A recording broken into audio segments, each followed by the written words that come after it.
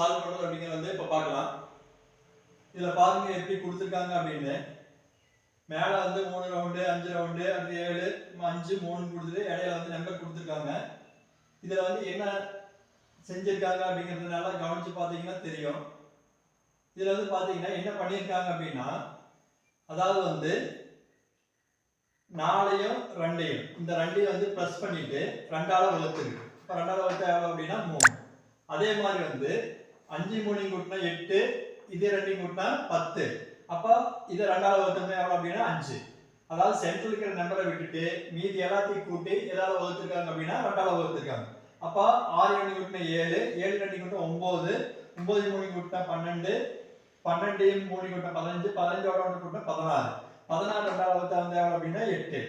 இதே மாதிரி தான் 7 2 கூட்டினா 9, 9 4 கூட்டினா 13, 13 3 கூட்டினா 16, 16 2ஆல வகுத்தா வந்து எவ்வளவு 8.